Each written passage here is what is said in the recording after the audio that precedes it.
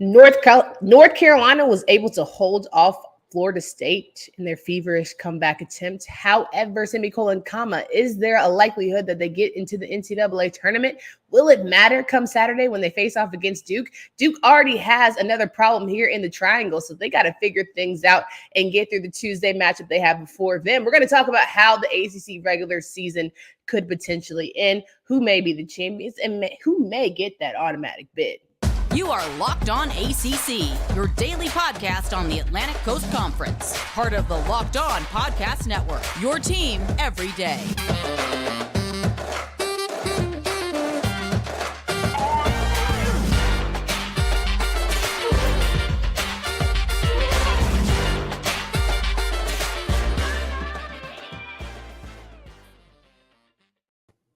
Big Leaky Black proved that he was a strong veteran in tonight's matchup against Florida State. We're going to talk through that game as well as North Carolina's chances of being in the NCAA tournament. What's up, everybody? I'm Candace Cooper, joined here by Kenton Gibbs. Super excited to have you guys once again following the show. Make sure you download, subscribe to the podcast from anywhere you listen to podcasts. Just type in Locked On ACC and you'll be good to go. We are 67 followers away from 1,000 and we can't do it without your help. So please go ahead and hit that subscribe button. Tell all your friends, leave 5 stars and reviews. We love it here.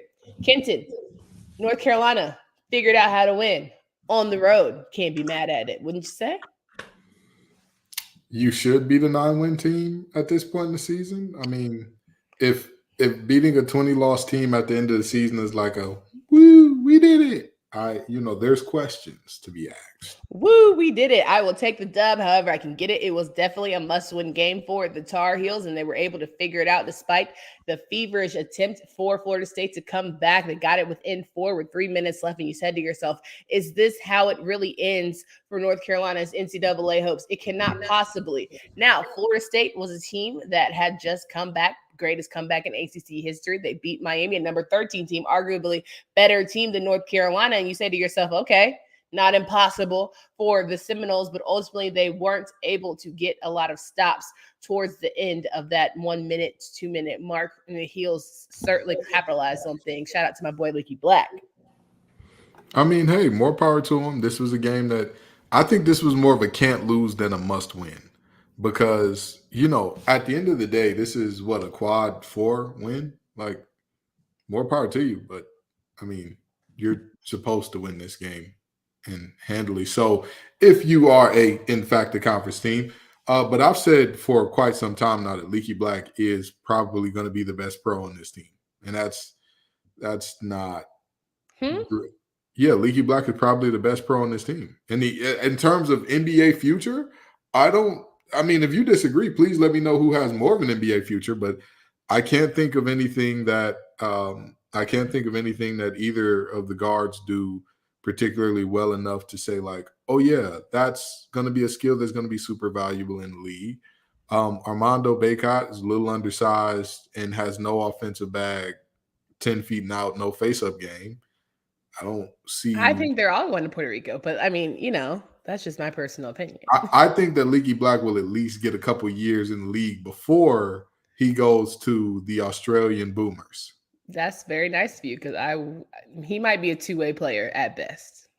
I mean, and you know what? I think that's better than what you get. Here's the thing. I'm not saying that I see him as a future all-star, all-NBA type guy. If he did that, I would be shocked and appalled. Literally shocked. But with that being said, I'm looking around and I'm like, again, these are extremely talented college players, an extremely talented collection of college players.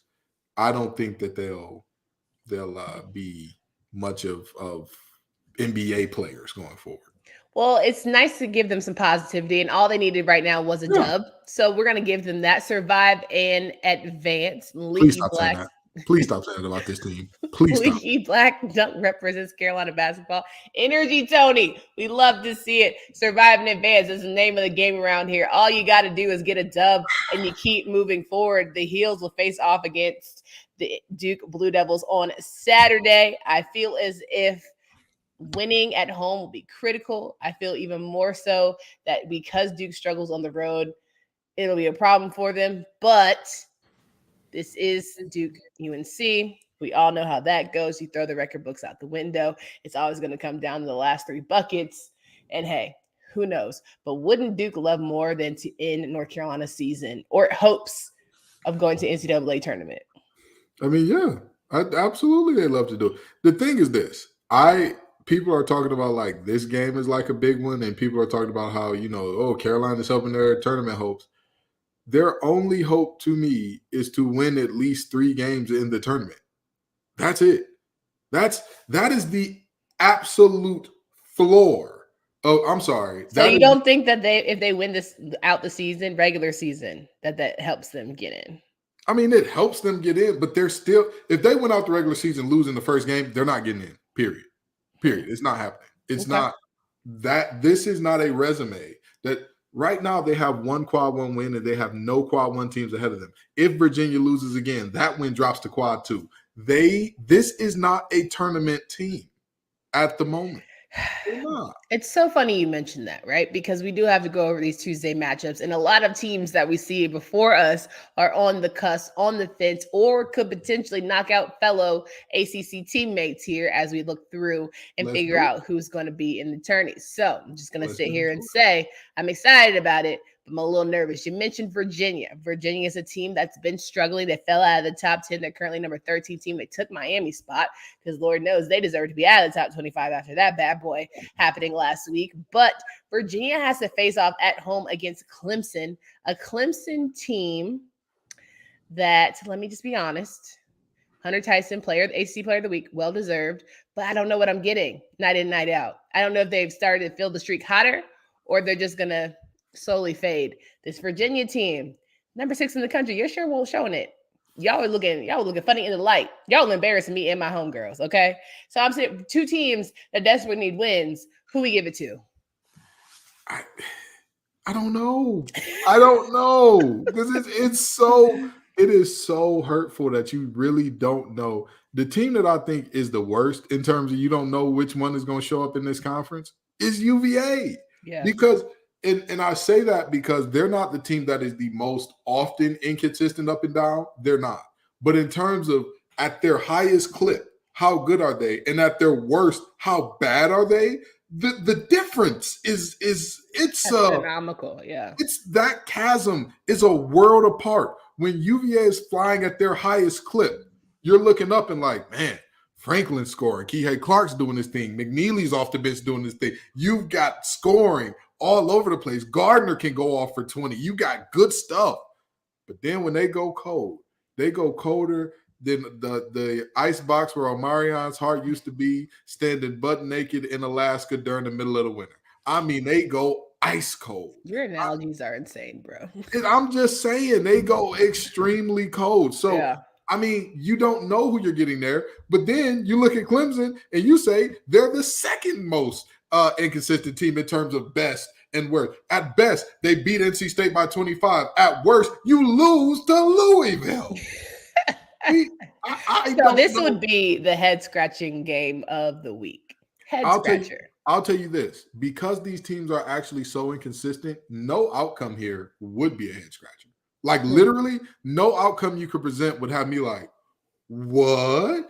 If Clemson wins by 20, you're like, I mean, hey, Virginia probably had one of their bad nights. Clemson probably had a good one. If Clemson loses by 20, you're like, I mean, Virginia had a hot night.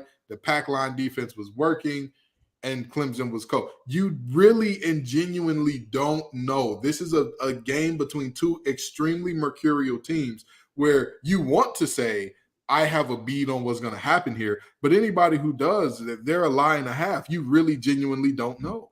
Our friends at FanDuel have them at -6 for Virginia being the favorite. And I just sit there and say 6 where? 6 good points? Because it can't be. If you better take Clemson +6, my guy. If you are a betting person, you would be silly not to. Ain't this the same Virginia how much did they beat Louisville by? What, 5 or 4? I mean, barely. What are we doing here? Like, yeah. But definitely put your money down. But if you're going to put your money down, you're going to enjoy the game. We strongly encourage you to have a great snack while you do it. That's why you've got to try Built Bar. What's Built Healthy is actually tasty. There it is. Seriously, they're so delicious. You won't think that they're good for you. Perfect for any sort of get fit type of scheme. Everyone knows I am very transparent about it. I always try to get right. Always an Operation Bad Chick. I want to make sure that I look healthy, and Built Bar helps me do just that. What makes Built Bars so good? Well, for starters, they're all covered in 100% real chocolate. They come in unbelievable flavors like churro, peanut butter brownie, and coconut almond. You can find them at Walmart. You can find them at Sam's Club. You can find them at your nearest store. Make sure that you get your 4-bar box of cookies and cream, double chocolate, or coconut puffs. All sound delicious. Only 130 calories and 4 grams of sugar and a whopping 17 grams of protein. So make sure you check that out today. Again, those are Built Bars. Rocking and rolling with Kenton Gibbs here. We're talking through Tuesday night matchups. As we mentioned, North Carolina beat Florida State. Hopes are still kind of alive. We'll figure it out as we go. Now, this NC State Duke matchup happening on Tuesday. Implications of Duke taking that L will not necessarily be good for North Carolina if they were to win the game because of where they drop in their rankings and all the things. NC State figuring out themselves and all of that fun stuff after getting dropped by 20 plus against Clemson. Duke knows how to win at home. NC State needs to catch them on that road. Who's going to come out on top when it's all said and done, Kenton? You know, I said yesterday that Duke was probably going to win this game. I don't really have much by way of change here. NC State is running into the problem of their star, their big scorer, Terquavian Smith, is going cold. But not only that, this team is very dependent on iso ball. The problem with iso ball is as you get deeper into the season, a player's bag doesn't get deeper. So what does that mean? The more that teams watch you play, the more that they see these are the moves they like to go to. But not only this is the move they like to go to, these are the moves they have success with. These are the moves they struggle with, and so on and so forth. So teams are kind of figuring Terquavian out. That green light that he has is still green, despite him having worse efficiency than last year. It's tough to me to say, you know, I trust you to stop Filipowski and Roach and Proctor and company, and also be able to produce enough offensively to get the job done in Cameron while Terquavian is struggling. However, the one thing that I will give him that could give NC State the edge here, it's a lot like a volcano, right? It's set to erupt ever so often. If that volcano goes over the time that in which it's supposed to erupt, it has built up more pressure than it should have, meaning the eruption will be bigger than what it should have been. If Terquavian has an explosion, then we could be looking at something crazy here. But I think that in Cameron, senior night, you know, with the way the last senior night went, I think that Duke finds a way to pull this one out. 100%. I also think, though, I'm excited to see that Filipowski DJ Burns matchup. It'll be interesting to see how DJ kind of bounced back from that rough go against some of the Clemson bigs. And Jarkel Joyner, you know, sometimes he can be a little streaky with his shooting as well. He's going to have to play big on tonight if they're going to have any sort of chance or hopes of winning. And your playmaker, the guys that come off the bench, the ones who are helping you, the ones that aren't necessarily stars, are going to have to feel it. But this team is fun. They like to play together. They like to dominate potentially together. What better way to do that than in Cameron? They feed off of that villain narrative. It's almost like Duke of last year, where they loved being the villain and going away and dominating all that thing, but they couldn't quite get it figured out at home. So who knows how it's going to go for the boys in red and white. Now, we'll have that matchup there. Georgia Tech and Syracuse. You're playing for positioning in the ACC tournament. You know, I gave my 3 cents about Boeheim. Nobody came after me, thank God. However, I really feel like Georgia Tech is starting to come on their own. Syracuse is a little mild right now. I'll give the nod, maybe a little upset, quote unquote upset, to the Yellow Jackets. You know, Pastner has had this team figuring it out lately. He has had this team. These are two teams that I feel like are trending in opposite directions.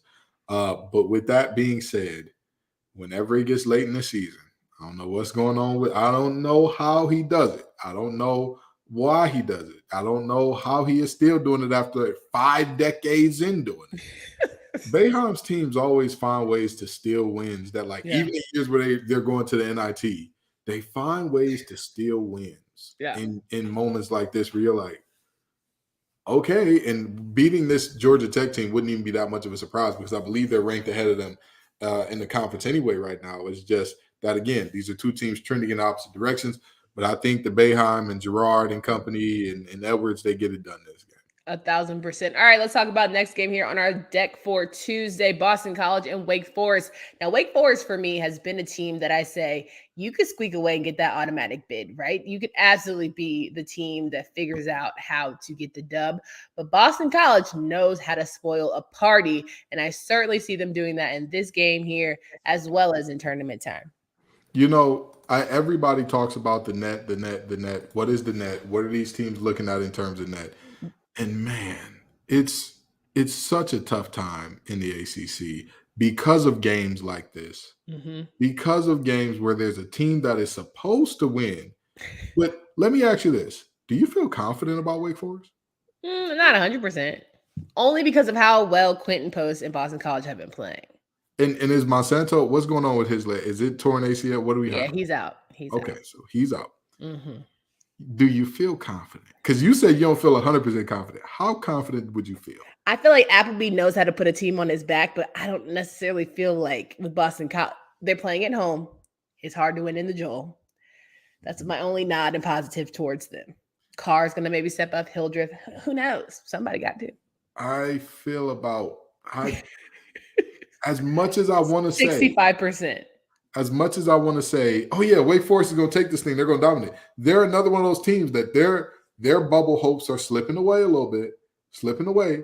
Y'all got to come on. You got to snatch and grab it, baby. This is the time. And again, this is not a must win. This is a can't lose. You cannot lose this game if you intend on getting to the tournament. You can't do it. So we'll see how this game goes. As much as I want to say Wake Forest is going to roll, I wouldn't be surprised if they do, but it's tough. Yeah. Battle of the bottom here, Virginia Tech and Louisville. Last game to touch on for Tuesday night. Virginia Tech, a team that I have tried so hard to love this season, going hard for. Still feel like they could do a little couple upsetty poos, but all in all, they have been sorely disappointing in comparison to what we wanted them to be. Now, Louisville, I don't know what the hell they're going to be, but surely not this. Nobody saw this coming from Louisville. Nobody. I'm going to tell you this. I knew that your partner was jealous of Elko during the football season. I know they got to be jealous of Mutts and company in Blacksburg during basketball season. At least with Elko, he gave you reason to believe. He won you some money. He did good things. He did all the things. This Virginia Tech team is terrible. Hunter Couture gave me reason to believe. Don't you do that. Don't you terrible. do that. Don't you do that. In the words of Charles Barkley, terrible, Kenny. Terrible. Just terrible. This team is terrible. And yet you still hold out faith. This is like the X-Files because I want to believe. That's where they show flashes, Kenton. Let me tell you something. I was told that this by one of my coaches, and I'll never forget it. Potential is the biggest coach killer there is. Because if you say a team, if you say a player is bad, people can accept you bringing somebody else in, playing somebody over them, whatever the case may be. When you keep talking about potential, number one, it becomes the coach's problem that they're not good. Yeah. Which obviously, as the coach, from his viewpoint, that's a problem. Number two, you got to play them because everybody's hoping they figure it out, and yet they never will. The potential does not, more often than not, does not become actualized talent. That's what we're looking at in terms of Virginia Tech. This potential is not becoming actualized wins, and you're still holding on. You're still. I'm part of the problem. It's me. Hi, I'm the problem. It's me. You are. You're the problem. You're the problem. All right. But Coach Kenny has 4 wins on the season. Is he coming back? I think that he's going to get his 5th. I'm not sure if he's coming back. This show is on a Kenny Payne watch for sure. I'll say this. Coach Payne, I'm gonna tell you something now. Let us learn him something. Let me learn you something. I'm never with one and dones for coaches, but this is Kenny. Kenny, fight back. Major Payne. Kenny, fight back. Please. Head up. Please fight back. Did you pitch the other teams this year? Did you do something? Did you take the what's that guy's name? Tony Baker, grab him and hold him? Did you try that? Do something. But listen, I mean, boy, that team look as feckless as can be at times. And so, I hope you get your fifth win here. I hope that you give yourself a little job security. But boy, this is nasty work. First 20-loss season in that program's history, I believe. Nasty work. Rough for sure. All right, let's end here because we're going to talk a lot about women tomorrow. We're going to give you full coverage and preparation for the women's tournament starting on Wednesday. Pitt and Notre Dame will face off again on Wednesday, March 1st. This will be Pitt's final game of the season. If they should do this, they'll win the ACC regular season title. I'm feeling, well, I shouldn't say that, but it's a strong possibility. They can only but blow it. I'm feeling good about Pitt's chances here. It's crazy that Pitt is the best team in the ACC, but maybe it's not so crazy. Maybe Cable has had us said, just be patient this whole time. I knew Peninsula P was gonna come in here. I knew when I said when the pre-production, when you said we ending this thing with Pitt, I said, watch, if Peninsula P ain't came through already, they gonna come through here. But anyway, thank you for watching. Thank you for all the folks out there watching. But I'm gonna tell you this: Pitt doesn't blow this game. Yeah. Too much going on with Notre Dame. But Notre Dame, this is your senior night. This is Bray's last game with you. Like, if you could just find a W. The last game with you is the problem. Because it was supposed to be his last game, period. And then it became his last game with you. Pitt's got too much star power. Yeah. They've got too many ballers. That Pitt team, I think, again, and again, I don't want nobody saying I talk bad about them Capels. They get it done. They get the job done, okay?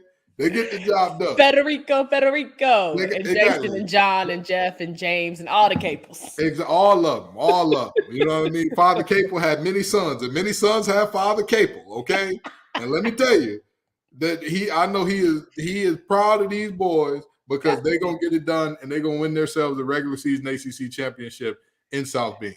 Now, regular season, all well and good. Do you see them being a team that can win an ACC tournament as well? In a year as crazy and as mad and as upside down and topsy-turvy as this, I'm sorry, Peninsula P, I gotta let you down. This would be the most insane thing ever would be to see the team that won the regular season also win the tournament. Therefore, I will say no. Pitt does not get it done.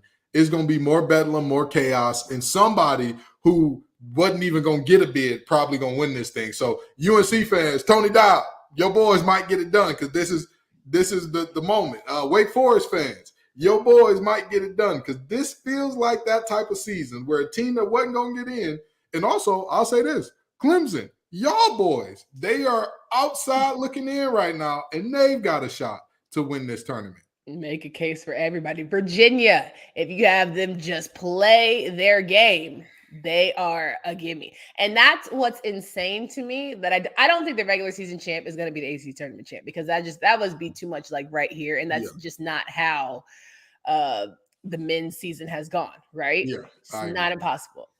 But if you had one, okay, let's pick someone who you genuinely think, and then who is your dark horse? All right, so who I genuinely think is going to take this thing home, in my heart of hearts, I do believe, depending on how this thing shakes out, because there are multiple teams that could get this done, but in my heart of hearts, I do believe that UVA takes it home. Okay. In my heart of hearts, if somebody said, Ken, we got the death beam pointed at Earth, who do you want to if you get this wrong, bye-bye Earth? You know what I mean? Yeah. Hey, we're due anyway in a few days, so go ahead and take us all out. But anyway, I would go UVA. Okay. But in terms of my favorite dark horse, I still got to ride with them. And I know y'all going to hate me for it. I know y'all going to look at me and say, oh, of course you'd ride with them. It's all about guard play. It's all about taking care of the ball. And the team that has some of the best guard play and takes care of the ball, one of the best teams at that in this conference is NC State. I got the Pack as my dark horse that could win it all. But they're also a team that could lose their first game and be out the door immediately. Okay. Now, I'm hoping that's the dark horse that I could see that happening for. But I could also see them out in a game or two flat. So, okay. So the team that I think is capable of figuring it out in a short period of time, with all due respect, they can't handle a long season, but in a pocket of just bursting goodness, I think North Carolina could win this thing. I've seen it with my own two. They have the talent. So, If they so could, the if they, Martians got the bead pointed at Earth. You riding with Leaky Black and company. You ride with Armando Baycott. I am only because the craziness that was of last year. I think they can find a way. There's talent there. Can they just put ego? If they can put ego aside for the greater good, they can get the dub. One of them boys is on Netflix. The ego too big. Nah, you know what I mean? You know what? Time out. I definitely watch Outer Banks. I have not seen him yet. I'm looking for him. Maybe he's in episode 10, but whatever. Okay. Anyway, my dark horse. I know you're going to beat me up. I really think that Clemson is going to figure out how to win this thing. I was about to say Virginia Tech, but I didn't want to be crazy. I didn't want to be. That's just too out of this world. I'm not mad at Clemson. I think Clemson is the dark horse because of Hunter Tyson, PJ Hall. I think Galloway can figure things out. I think that they'll just sneakily get by teams, and they know how to win close. Dicey. I'll tell you, Galloway is the X factor for that team. You know what you're getting from Hall and Tyson. You know what you're getting night in, night out from those two. It's Galloway that determines how good this team is or is not, where they go, because you know what you're going to get from them. You know what you're going to get. But also, the fact that you said that the death beam is pointed at the Earth, you taking UNC, what did Earth do to you? Kenton, on paper, North Carolina is the most talented team. Now, yes, there are so many factors that matter because you have to play well. The chemistry has to be there. You have to have that, put that ego aside. But if you put elbow to elbow, RJ Davis and Caleb Love against talent-wise, I would put them up against Jarkel and Terquavion. I would. I would. And hear me out here. I will tell you this. Again, if you're talking 5 one-on-one games with your starters against everybody else's starters, of course, I'll take them all day long. I'm not crazy. However, there's a lot of things that go into it. So many things. And X's and O's are huge. And that's why I think Tony Bennett is a smart choice for you. And also, when it comes to tournament time, that whistle gets a lot tighter. That shooting 2 times more than the next leading team in terms of the difference between you and second in free throw attempts, that evaporates. You can't help yourself. You cannot help yourself. I'm being sick. I'm not joking. When you watch tournament games, are they not more physical than regular season games with less calls? Is that not a thing? Oh, 100%. 100%. So are you saying my boys are Charmin? Are you trying to say my boys are Charmin? I'm trying to say that without RJ going to the line and knocking down 14. Did you just go on mute? Did you mute yourself? Oh, I can't hear you, Lord. And maybe that's a sign from the Lord. Maybe that was a sign from heaven above how your audio went out because we knew that you were about to talk junk about RJ. Either way it goes, we still can't hear you, and we got to wrap up this show soon. So I'm going to give you 1 minute to give your spiel about fouls. And once again, I say it's so tough. That's the Lord. Y'all saw how he went out talking about our friends here at North Carolina. Hey, crazier things have happened. We hope you guys have a great rest of your weekend. It's only Monday. Here we go. Monday game done. Carolina gets the dub. Tuesday games full on deck. What will Virginia and Clemson do? That's the main one right there to watch. We will talk about that as Wednesday. Can Pitt wrap things up? Good to go from there. And then we'll get ready for that ACC tournament for the women, for Candace Cooper and Kenton Gibbs. Until next time.